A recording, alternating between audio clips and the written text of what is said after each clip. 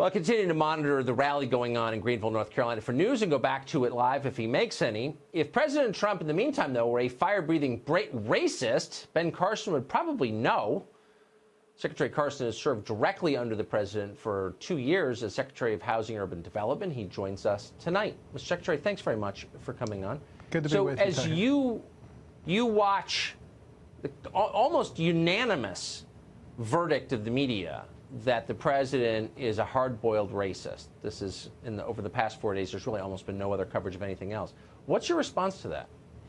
Well, I've never seen any evidence of that whatsoever.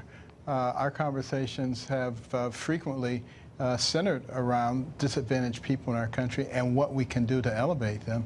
And it seems to me like a racist wouldn't spend so much time on second chance legislation. He wouldn't spend so much time with opportunity zones, trying to take people who have made a lot of money and put those unrealized capital gains into areas that have traditionally been neglected so that people can rise. He wouldn't spend so much time working on affordable housing, recognizing what the crisis was.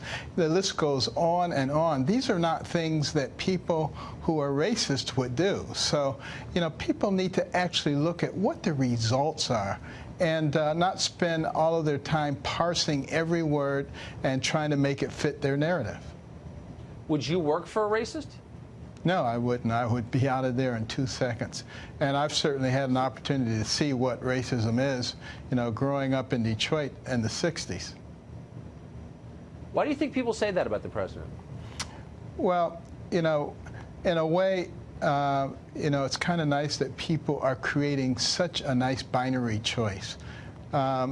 People will have an opportunity to decide, do they really like the United States? This is a magnificent country, where someone like me could grow up in poverty, become a brain surgeon and a cabinet member. Why would anybody knock a place like that? And if it was such a bad place, people wouldn't be forming caravans to come here. And then you can have the other choice. So people will have a very, very clear choice. So, let them continue to fight and define themselves. And let the American people decide.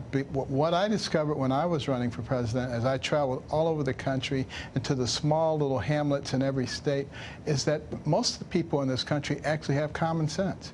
And, they're not going to throw away what we want for Venezuela. When they're decent kind of people. I mean, travel the country as you have, and of course that's the first thing you discover. Do you think you can win a presidential race if you hate the country? It would become very apparent with your rhetoric that you were not someone who was a supporter of our nation. And, the interesting thing is we have an amazing country. People are trying to come here from all over the world. There's no other place like it. There's no place that has a history like our country. Have we made mistakes? Absolutely. Do we learn from them? Absolutely. Is that a reason to throw out the baby with the bathwater? Absolutely not.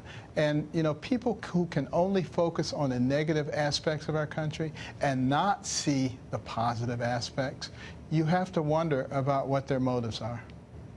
You certainly do. Secretary Ben Carson, thanks very much.